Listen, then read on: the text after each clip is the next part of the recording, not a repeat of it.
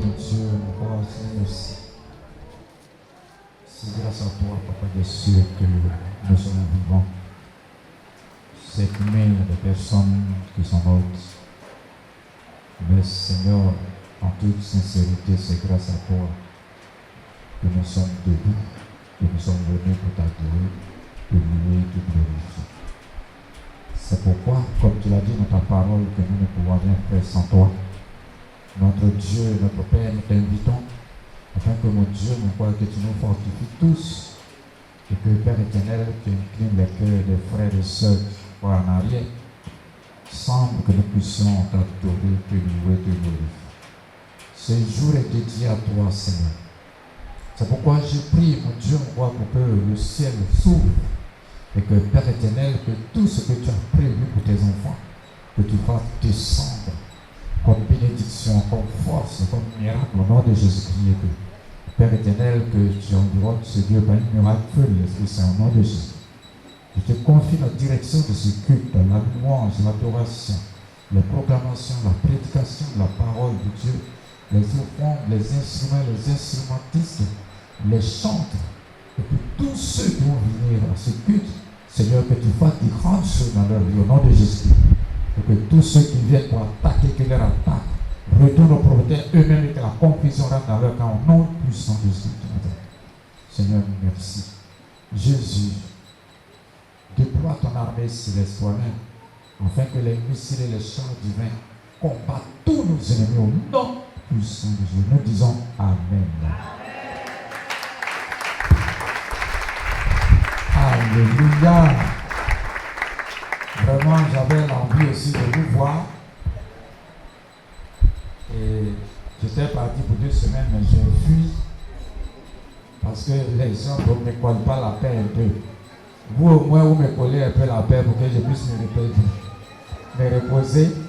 Mais là-bas, quand ils ne me voient pas tous les jours, donc vraiment, je ne pouvais pas dormir.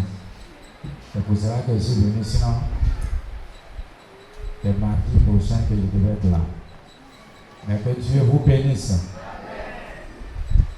Je voulais poser comme ça une question d'intelligence.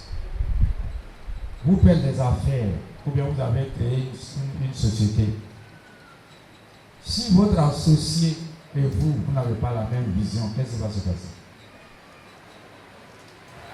Mon frère Béana, tu es un homme d'affaires et tu as un associé. Et puis, ton associé et toi, vous n'avez pas la même vision. Vous n'arrivez pas à vous entendre. Qu'est-ce que vous allez faire? Qu'est-ce qui va se passer dans votre vie même et dans la vie de l'entreprise? On écoute, hein?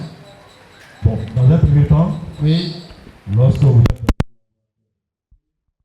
n'avez pas la même vision, oui. il y a des réunions de service qui s'ouvrent. Il y a des réunions de service. Acclamons le Seigneur. Oui, d'accord. Maintenant. Après ces réunions, Oui. celui qui se répète, il va rentrer dans la voie indiquée par l'entreprise. Oui. On se sépare de lui. Si c'est pas de lui. D'accord. Ça, c'est dans le monde. Maintenant, sur le plan spirituel, on va acclamer le bien-aimé. Parce que l'apôtre Paul dit que si quelqu'un doit venir pour pouvoir vous entendre, on ne sait pas. Ça, c'est clair. La Bible dit. Parce qu'en fait, on ne se sépare parce qu'on ne peut pas s'entendre.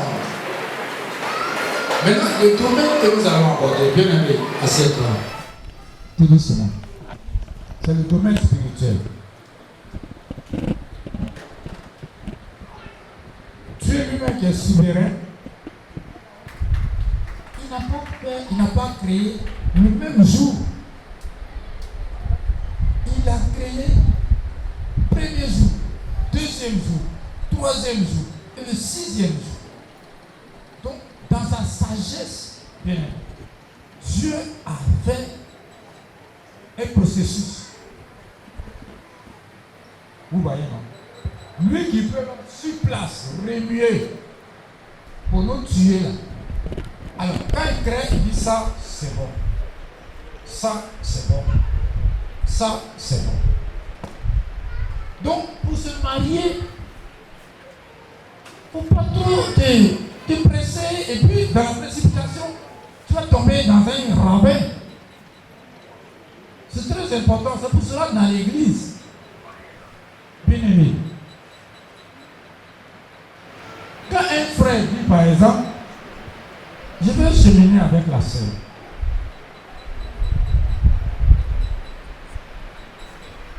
dans certaines communautés, bien aimé, c'est les responsables qui vont parler à la sœur.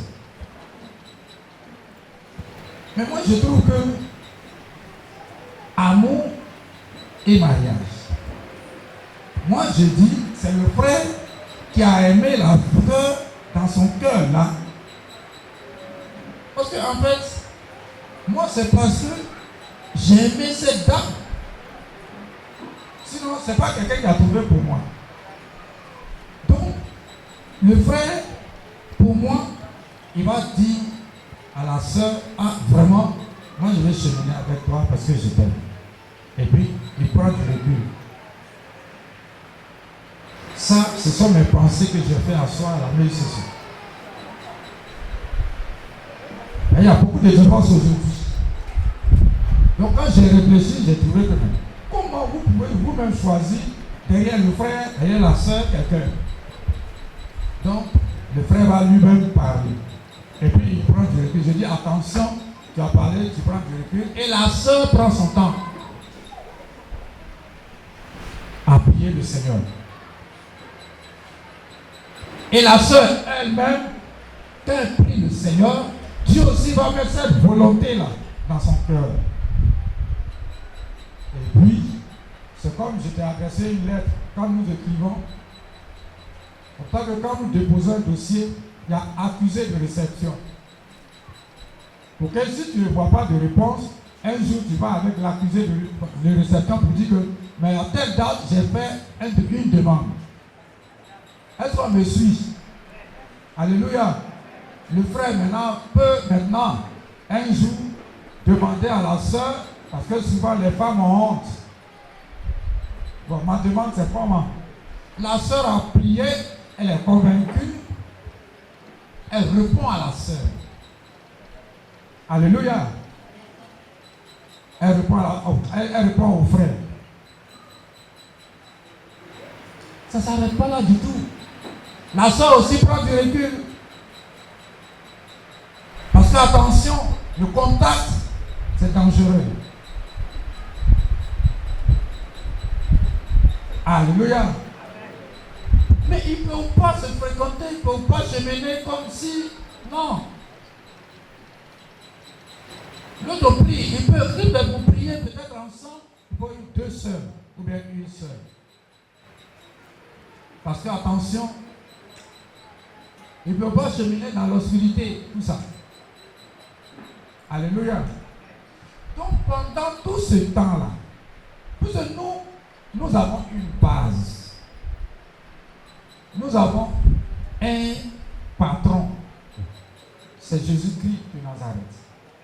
Alléluia. Le frère en train de prier, Dieu met l'amour davantage de la sœur dans son cœur. Et Dieu met aussi sa crainte dans son cœur. Vous voyez, suivez-moi bien. Et le frère qui veut se marier là, parce que moi, j'ai aimé le Seigneur et je l'aime tout le temps. Il faut que le frère et la sœur aiment le Seigneur. C'est ce qu'on appelle la priorité. Toi qui veux prendre une sœur, ta priorité c'est d'abord Jésus. Toi, la fille, tu as un frère qui veut se marier avec toi, mais ta priorité c'est Jésus-Christ. Ne pas violer la loi du Seigneur et rester dans la volonté de Dieu. Donc c'est Jésus maintenant qui fait le travail dans vos cœurs et qui va aussi vous faire cheminer. Si vous voyez aujourd'hui que dans les églises il y a divorce, c'est parce que ce processus-là est faussé. On ne respecte pas ça. On ne met pas Dieu en priorité. Bien aimé. Parce que quelqu'un qui aime beaucoup le Seigneur, tous ceux qui sont convertis, quand ils étaient païens, ils étaient ensemble, souvent ils ont des difficultés à se remettre. Il faut vraiment l'enseignement pour l'engagement. Mais l'enseignement que nous donnons là réellement, c'est pour nos filles qui sont encore célibataires à l'église et que nous sommes en train réellement d'enseigner. Parce que ceux qui étaient d'abord païens puis étaient dans les couples, ils sont en train de se remettre difficilement avec l'enseignement. Donc, si vous aimez le Seigneur et que vous avez l'amour du Seigneur, vous ne pouvez pas en aucun cas maltraiter votre soeur en Christ.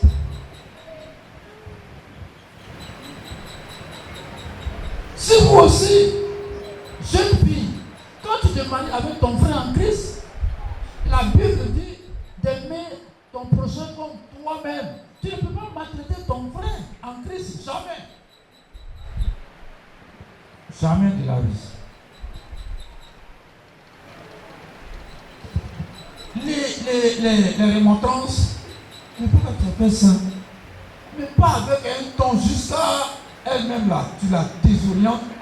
Pas avec ton frère aussi. Pas avec. Tu as désorienté ton frère. C'est pas possible. Parce que votre priorité, c'est Jésus. Et si notre priorité est Jésus, qu'est-ce qui doit sortir de notre bouche? Qu'est-ce qui doit sortir de notre cœur? C'est ce que nous allons voir. C'est la vérité. La vérité. La vérité. La vérité. Le frère en Christ a vu. Il a prié. Le Seigneur dit que Dieu l'a convaincu que c'est toi seul qui peux vivre avec. Mais tu as au moins un sein qui a été coupé. Il faut dire au frère que c'est vrai, tu dis que tu m'aimes, mais on a coupé un de mes seins. Le frère dit, même si on a coupé un de tes seins, mais moi je t'aime. C'est cette vérité-là qui manque. Et puis il y a des divorces aujourd'hui dans les églises. Vrai ou faux? Vrai ou faux? Parce qu'on cache des choses. On se cache beaucoup de choses. Vous voyez. Le frère a accepté. Pour le moment, tu ne peux pas voir ce sein coupé parce qu'on ne vous a pas encore donné l'autorisation. Mais ce qui est sûr, la sœur a dit que mon sein là, droit là, s'est coupé. Un point. Un point. Si tu as déjà accepté et qu'un jour tu découvres le sein coupé, peu importe la forme. Ne rigolez pas, mais c'est ce qui manque aujourd'hui. Le divorce dans les églises aujourd'hui, parce qu'on ne peut pas permettre que vous sortiez d'abord. Il y a des hommes là, dès qu'ils sont à la femme, c'est fini. On ne peut pas permettre ça. C'est que tu n'aimes pas ta soeur, parce qu'elle n'est pas née comme ça, c'est une maladie. Toi aussi, tu peux avoir une maladie. Un point. Alléluia. Alléluia. D'accord.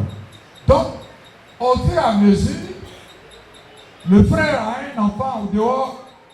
Il dit aussi à la sœur, en dehors du mariage, ma sœur, je n'étais pas encore convertie, j'étais dans le monde. Alors, tout ça parce que l'amour de Christ en lui, il ne veut pas que demain la sœur fasse une découverte. Une découverte qui n'a pas été, il n'y a pas eu de sincérité. Donc, j'ai un enfant au dehors. La sœur aussi accepte, parce que le frère lui a dit la vérité. Même si c'est 2 ou 3, tu lui dis déjà. Si elle accepte, il n'y a pas de problème. Un point. Un point. Parce que le problème, il y a un frère que sa femme l'accusait. Maman même était là de temps en temps. Il disait non, moi avant, mais c'est pas comme ça. Moi-même avant, sa femme disait que tu as un enfant au dehors.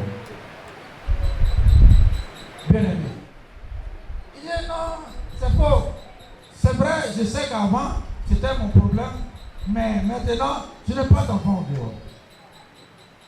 Quand la soeur est décédée net, le frère venait avec un petit.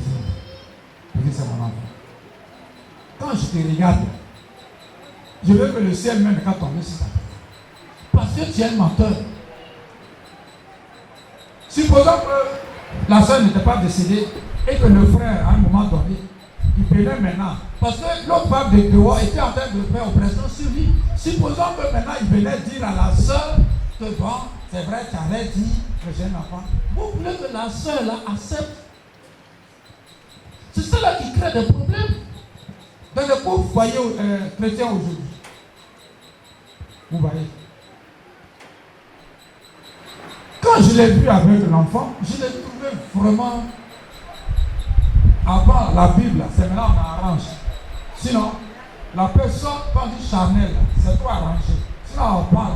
Nous, on disait, quelqu'un qui est chrétien, qui vit comme on disait animal. C'est l'animal qui est au dehors, devant tout le monde qui fait l'amour. Donc, une fois, nous, on disait, mais lui, le frère, là, en plus, c'est un animal. Et là, on dit charnel, c'est pour habiller un peu, pour ne pas dire qu'on a trop incité. C'est pas possible.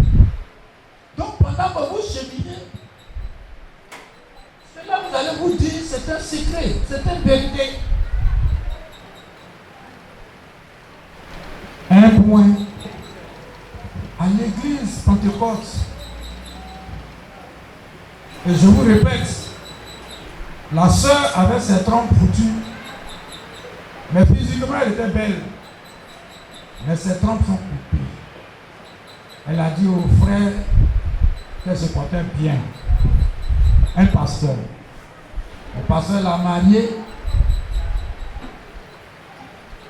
Les années passent. Elle manque. Elle n'a pas. Parce que quand tu n'as pas de trompes, tu ne fais pas de masserie. Ils sont partis. On a découvert que, bien aimé, ces trompes, on avait enlevé ces deux trompes. Le conseil s'est réuni pour dire à la sœur que ce mariage n'est pas banal. Parce que tu as menti. Donc c'est pendant que vous cheminez que tu dis la vérité. Voilà les raisons, voici les raisons pour lesquelles, sinon, marié, vous restez jusqu'à la mort. Un point. À vous maintenant de vous organiser. Si le frère était au courant que les deux trompes ont été enlevées et qu'il a accepté, regardez votre point de prière que vous avez reçu. La Bible dit que si vous priez, les montagnes, vous voyez, le point que vous avez reçu. Ça veut dire que la prière peut changer beaucoup de choses. Alléluia. Alléluia. Alléluia.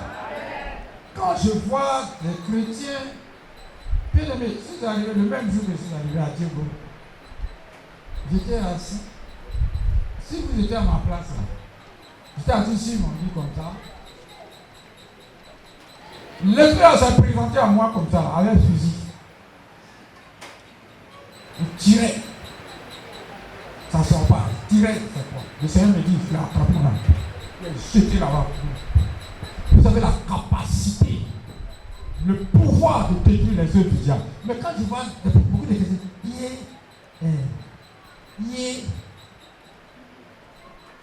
ta servante là, c'est la même démon. Si tu pries que les démons ne se manifestent pas, continue de prier. Un point. Alléluia. On va lire un verset qui prend la place dans le peuple, qui prend la place de Visier.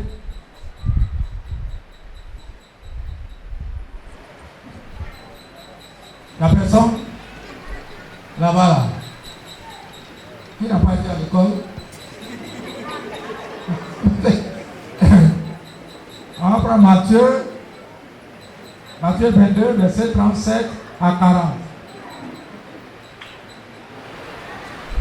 Dans le peuple, Ne regardez pas bosser là-bas.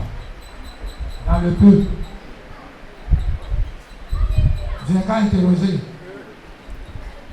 Oui, ma fille, Épiphanie. Micro. Matthieu 22, c'est 37 à 40.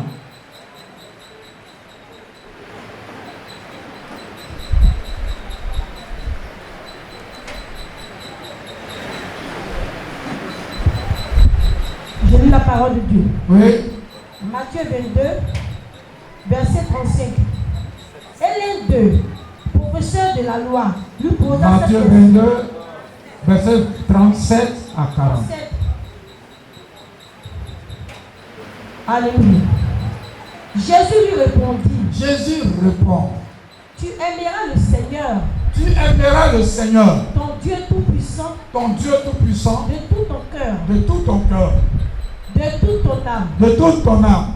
Et de toute ta pensée. Oui. Amen. Vas-y. 40. Au verset 38. C'est le premier commandement. C'est le premier commandement. Et le plus grand. Et voici le deuxième qui lui est semblable. Oui. Tu aimeras ton prochain comme toi. Tu aimeras ton prochain comme toi. De ces deux commandements Oui. dépendant toute la loi et les prophètes. Amen. Dépend toute la loi et les prophètes. Alléluia. Amen. Est-ce que vous savez que par moment, quand j'étais païen, et puis ce que j'ai fait, je m'assois et puis je pleure. Tu ne peux pas maltraiter ta soeur en Christ et tu es marié. Aime ton prochain comme toi-même. Il y en a même, à longueur de journée, vont l'inciter jusqu'à 18h. C'est pas possible. C'est pour cela que les chrétiens sont pauvres. Parce qu'en fait, la femme, c'est ta partenaire, si vous voulez. C'est le foyer là, c'est une entreprise. Si vous deux vous entendez, la femme et son mari, et que vous vous écoutez, le Seigneur vous aimez, le Seigneur vient s'asseoir là.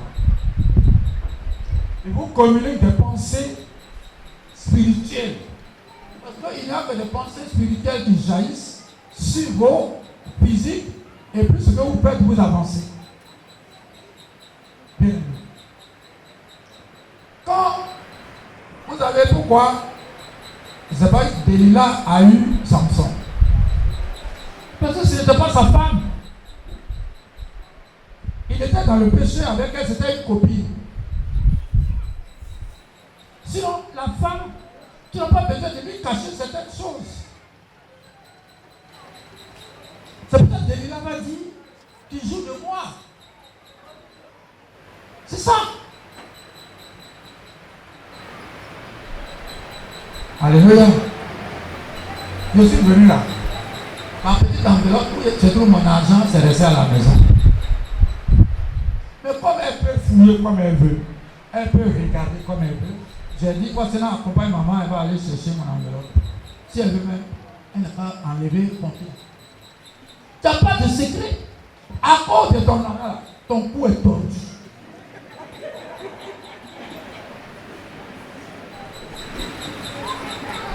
Oh. C'est la vie chrétienne que tu mènes là. Un point.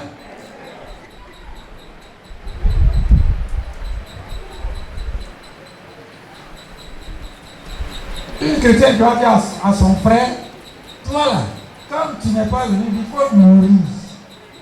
Car ton frère en Christ, qu'on a béni à l'église, il n'est pas mourir. Mais et toi, tu ne vas pas le trouver là-bas. C'est pas normal. Des paroles qui sortent de votre bouche envers votre conjoint et votre conjointe. Non, même s'il y a un problème. La Bible nous dit qu'on doit communiquer ensemble, bien-aimés. Ma fille, prenez Juge 16, verset 15. Juge 16, verset 15.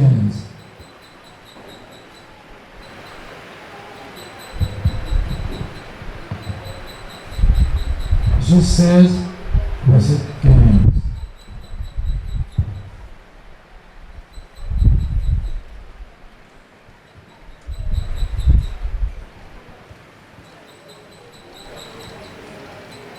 Qui peut aussi, qui fait fouiller rapidement la Bible?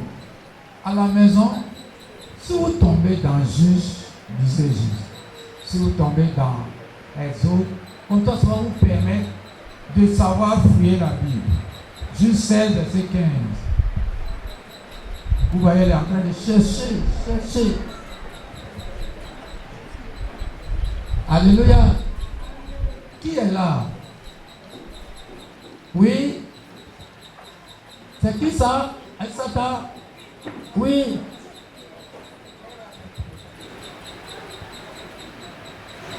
Je lis la parole de Dieu. Oui.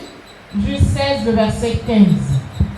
Elle lui dit, comment peux-tu dire, oui, je t'aime, puisque ton cœur n'est pas avec moi? Ah! Voilà 3 fois que tu t'es joué de moi, et tu ne m'as pas déclaré d'où vient ta grande force. Dans l'amour même, ma fille, un homme qui dit qu'il t'aime. Il va à Cocody, il dit qu'il va à Oumé. Non, il y a des choses qu'il ne faut pas faire. Mais là, quand elle découvre, elle parle, toi tu te passes. Tu joues de ta femme. Alors, et puis tu dis que tu l'aimes. C'est mensonge. La vérité n'est pas là. C'est tout ça là qui fait que les chrétiens ont des problèmes dans leur foyer. Alléluia. Alléluia. Pour que cette personne que j'achète là, c'est elle et moi. Tous les jours on parlait de ça. Le commencement jusqu'à la fin, elle est au courant. Je ne peux pas faire quelque chose sans qu'elle ne soit au courant. Bon, alors, tu dis que tu aimes la femme, tu dis que tu aimes le monsieur. Mais tu vas au funérailles. Quel funérailles qui dure 3 mois?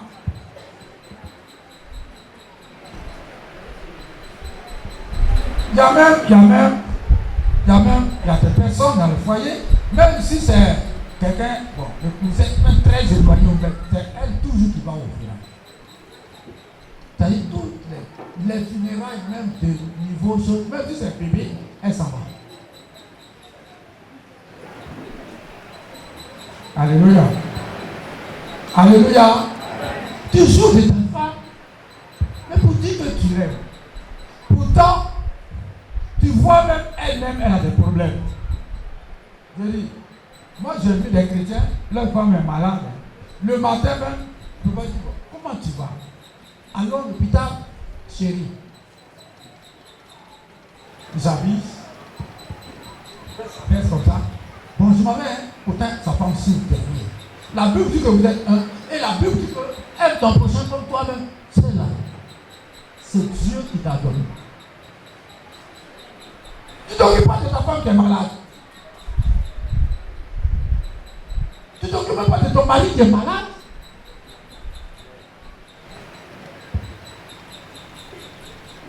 Dans ce cas-là,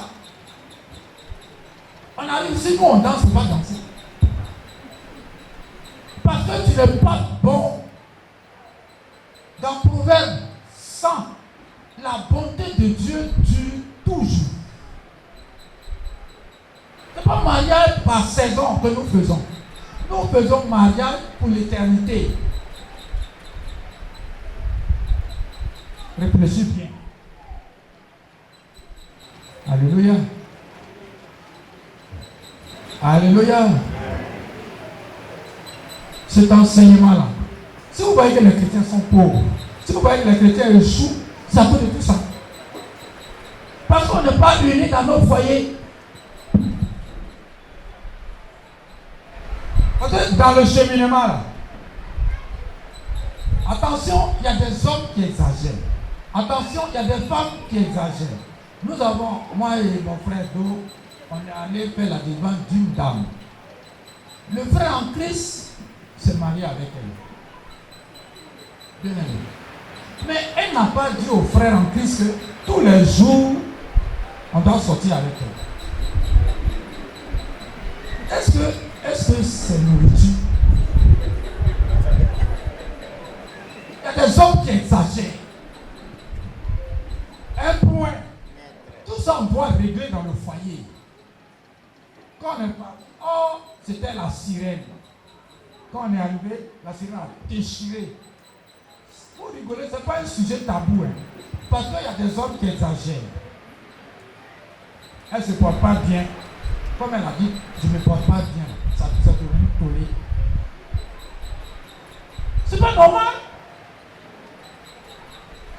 C'est le ventre qui est ingrat. Vous voyez, le ventre, lui, il est ingrat. Il a mangé aujourd'hui. Même vous êtes venu là. Il y en a qui ont déjeuné. À midi, il va vouloir manger. Même le lendemain, il va réclamer. Ça, c'est le ventre là qui est ingrat. Mais ce n'est pas tout qu'il faut faire comme ça. C'est tout cela qui provoque dans les foyers. Un point. Est-ce que vous êtes d'accord avec moi? Il faut dire la vérité. J'ai lu un document qui dit que le Seigneur nous a créé. Mais on n'a pas les mêmes conditions physiques. Ce n'est pas tout le monde qui aime ça tous les jours. C'est pas tout le monde. Vous devez vous aimer dans la vérité. Alléluia. J'ai été matrimonial et ça a créé beaucoup de foyers, beaucoup de problèmes dans le foyer. On n'a qu'à arrêter ça et marchons. Qui 1 Corinthiens 7.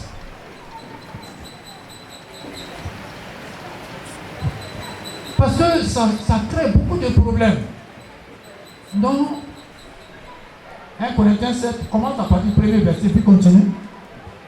Écoutez. J'ai lu la parole de Dieu. Oui. Au sujet de ce que vous m'avez écrit. Oui. Il est bon pour l'homme de ne pas prendre de femme. Toutefois, pour éviter toute immoralité sexuelle, que chaque homme ait sa femme. C'est pour ne pas éviter une immoralité sexuelle. Et que chaque homme ait sa femme. Et que chaque homme ait sa femme. Et que chaque femme ait son mari. Oui. Que le mari rende à sa femme l'affection qu'il lui doit. Oui. Et que la femme agisse de même envers son mari. Et que la femme agisse de même. L'affection, ce n'est pas la sexualité seulement. Oui. Ce n'est pas la femme qui est maîtresse de son corps. Et regarde comment les hommes vont raisonner. Mais c'est son mari. Comme la Bible dit que c'est pas, ça ne veut pas dire que comme ce n'est pas elle-même qui est maître de son corps, donc quand elle ne se porte pas bien et que tu dis non, je ne me porte pas bien, ça devient pas là. Parce que Dieu a dit que, il y en a qui disent ça. Non, elle ne se porte pas bien. Elle n'est pas aussi bien disposée. Tu l'insultes du matin jusqu'à 6h, 18h. Puisque vous êtes tu as péché. Tu as insulté ton mari jusqu'à 18h. Tu as péché. Oui.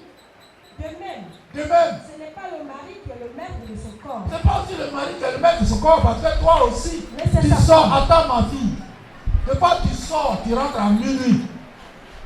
Tu fais quoi là-bas? Quand elle vient dire chérie, mais depuis là je t'attendais, je ne peux même pas bien manger parce que tu n'es pas encore rentré. Ce n'est pas un sujet tabou que je suis en train de dire. Hein. Tout ce qui crée problème dans le foyer là, c'est ça. Alléluia. Alléluia. Alléluia. Je suis en train de vous dire la vérité. Il y en a qui vont dire, mais papa, je ne suis pas grossier. C'est la vérité. Un point. Tu rentres en minuit quand tu te vois, tu dis, mais tu m'emmènes. Elle t'emmène. Parce que tant que tu n'es pas rentré là, son cœur n'est pas au repos. Puis ton corps là, c'est pour elle. Alléluia. Mais ça ne veut pas dire que comme on dit que la femme n'a pas autorité sur son propre corps, donc pour toi, tu dois la traiter comme tu veux. Elle ne se porte pas bien. Mais pourquoi elle a dit qu'elle ne se porte pas bien? Non. Non. On y va. Ne vous privez pas l'un de l'autre. Quand on dit de ne pas se priver l'un de l'autre, puisqu'on est un, on doit se communiquer. On doit être ensemble. Et toi, tu ne dois pas t'attacher à tes enfants. Le jour où vous êtes mariés là, le jour où vous êtes croisés là, c'est qui de nous, un homme bien-aimé, tu as trouvé une femme, bonjour. Alors, comment ça va? Bon, le Seigneur m'a dit que je t'aime. Mais comme le Seigneur m'a dit que je t'aime, on va faire enfant. Jamais de la vie. Tu dis seulement, le Seigneur a mis sa volonté, la volonté dans mon cœur de je t'aime. Ça s'arrête là. Donc la femme et l'homme doivent s'être collés, communiquer ensemble, décider ensemble. Il y a des mamans qui s'attachent à leur enfant. Il y a des papas qui s'attachent à leur enfant. Qui va décider à votre place? Ce sont les enfants qui vont décider à votre place? Non. C'est vous deux qui êtes un. Maintenant, les enfants sont sortis au milieu de vous. C'est vous deux qui les éduquez. Il y a des parents même, ça peut être la femme comme ça peut être l'homme, bien aimé. Quand le papa dit, qu'est-ce que tu fais là? La femme elle est attissée. Mais pourquoi tu dis mon enfant? C'est toi celui qui a eu enfant. C'est pas normal.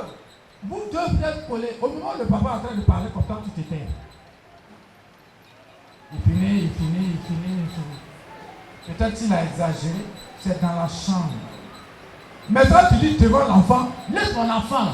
L'enfant va penser que c'est toi qui l'aimes, que le père ne l'aime pas. Et ça a gâté beaucoup d'enfants dans les foyers. Vrai ou faux? Vrai ou faux? Vous n'êtes pas convertis à ce moment-là. Parce que c'est vous deux qui devez être ensemble. Gloire à Jésus. Gloire à Jésus. Gloire à Dieu. Généralement, même au niveau de ma famille, c'est la vérité que je vous dis, c'est ma femme même qui décide même à ma place.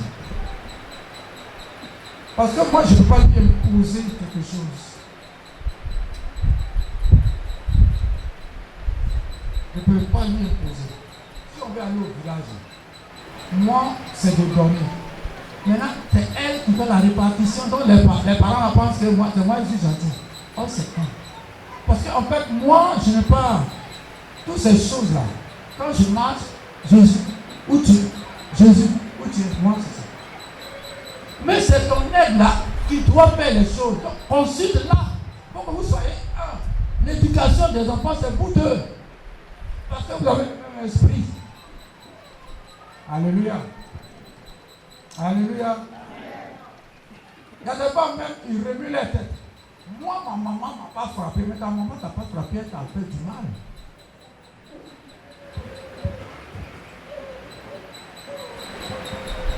Là, Jésus, il y a des filles qui ne savent même pas préparer jusqu'à présent. Parce que ta maman ne t'a pas dit, mais fais ça.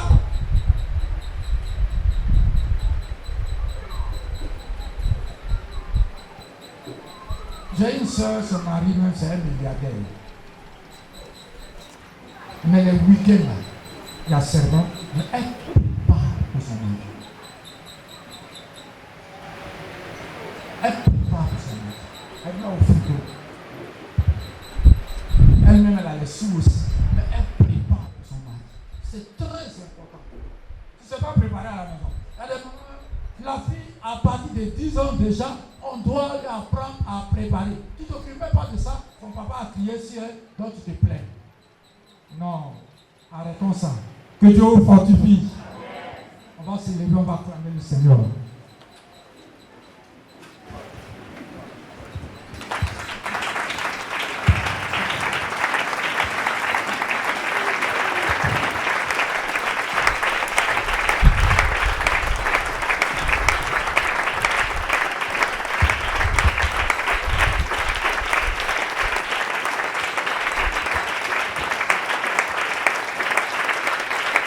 Alléluia. Celle-là, elle est née à Locodro, à Abidjan ici. Quand j'étais à la marine nationale, c'est à Locodro, elle est née. Mais quand eux étaient à l'école, maman fait un programme à tour de rôle. Moi, je m'assois à la table, j'ai 500 francs sur moi. tu envoies toutes mes filles là. Mes enfants sont nés à Abidjan, mais elles sont toutes préparées. Tu envoies ta sauce, j'ai mangé. Et que c'est doux. Félicitations, sincères. Un point, passons à certaine sauce. Mais elle est née à l'école. Elle n'est pas née au village. Vous gâtez les enfants, c'est pas normal. Acclame encore le Seigneur.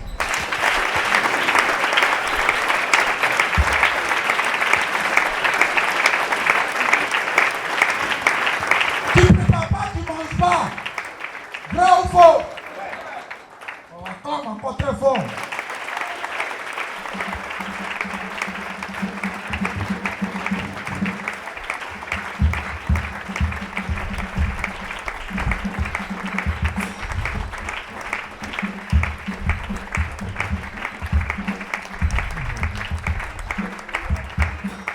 Alléluia. Alléluia.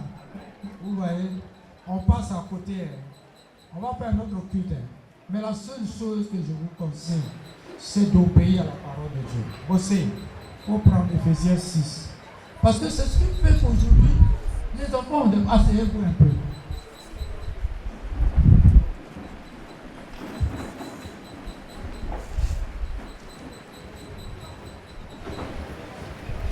Un point. J'aimais Banandous. J'aimais Banandous. Si j'envoyais un enfant qui allait acheter Banandous qui est pourri, tu t'assois, tu vas manger. Donc chacun s'arrange. Parce que si ce n'est pas bon, papa va dire de m'asseoir pour manger. Les enfants, là, il faut les éduquer. Un point. Ne faisons pas des trucs comme ça. Et quand ils sortent de l'église, à partir du verset 1 à 3, 6, 1 à 3. Écoutez, Ephésiens 6, 1 à 3. C'est ça? Enfants, obéissez à vos parents. Obéissez à vos parents. Selon le Seigneur. Selon le Seigneur. Car cela est juste. Cela est juste. Honore ton père et ta mère. Honore ton père et ta mère. C'est le premier commandement. C'est le commandement premier pour l'enfant. Avec une promesse. Oui. Afin que tu sois heureux. Afin que tu sois heureux. Et que tu vives longtemps sur la terre. Longtemps sur la terre. Et vous, Père. N'héritez pas vos enfants. N'héritez pas aussi vos enfants. Mais élevez-les. Les corrigeant. Et en les instruisant. Oui. Selon le Seigneur. Selon le Seigneur.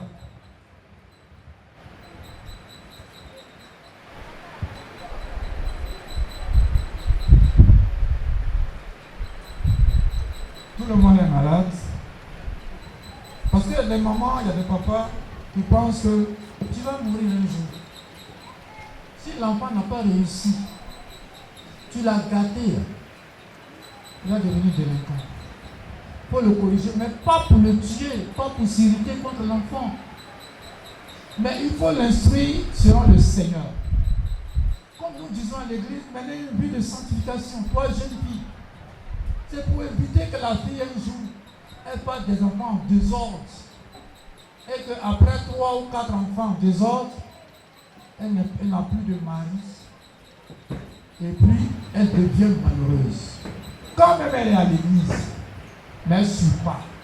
Parce qu'elle trouve qu'elle est malheureuse. Mais c'est elle qui a provoqué cela. On doit instruire nos enfants. Je faisais réunion avec les enfants. Quand elle déconne là, on décide ensemble pour le punir. Aujourd'hui, les gens me demandent, mais comment tu as fait? Mais je l'ai corrigé. Mais avec amour, quand tu es en train de le corriger, pas pour le tuer. Et elles sont étonnées. C'est ça. Mais dans le Seigneur, Dieu me parle.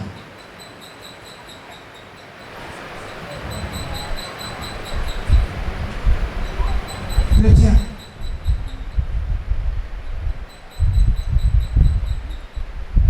Je les aime dans mon cœur. Mais je ne trouve pas à un enfant que c'est l'autre là que j'aime plus.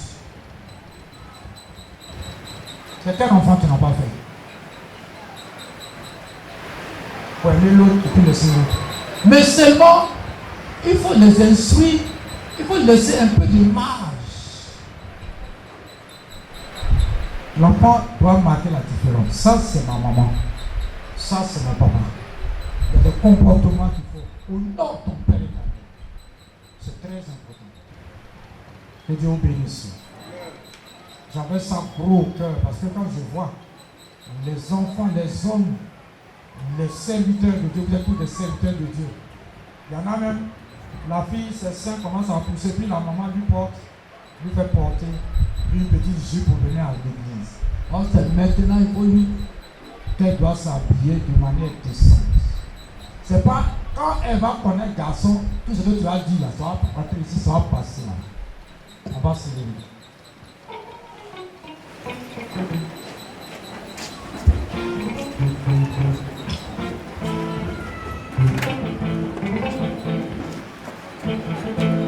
Un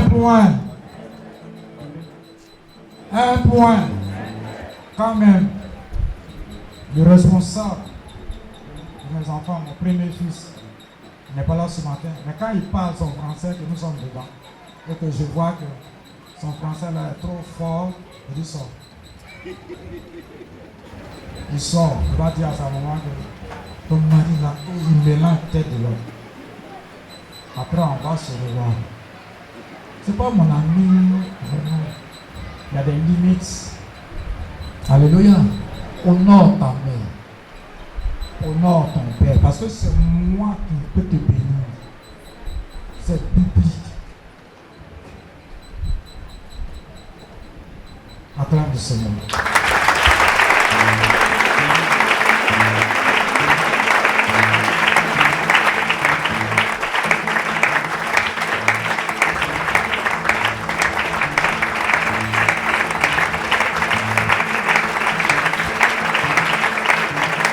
Acclame Jésus.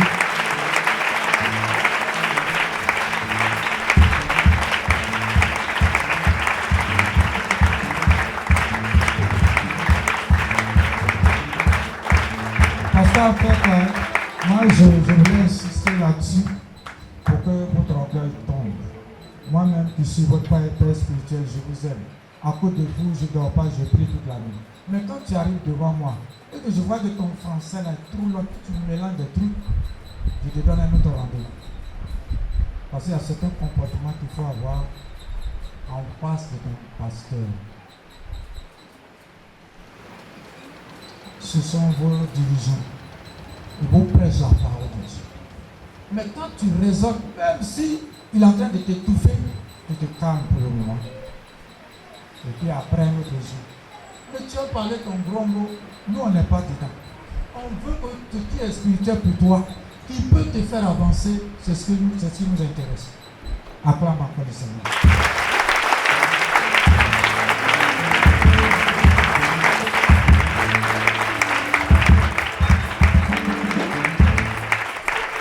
Seigneur, je dis merci pour ton enseignement. Aujourd'hui, le monde va en dérive. Parce que tes promesses dans la Bible, les gens n'arrivent plus à respecter cela. Nous voulons copier sur le monde. C'est pourquoi je prie pour que cet enseignement, que tes enfants, tu puisses toucher leur cœur et qu'ils mettent en pratique dans la maison. Au nom de Jésus-Christ.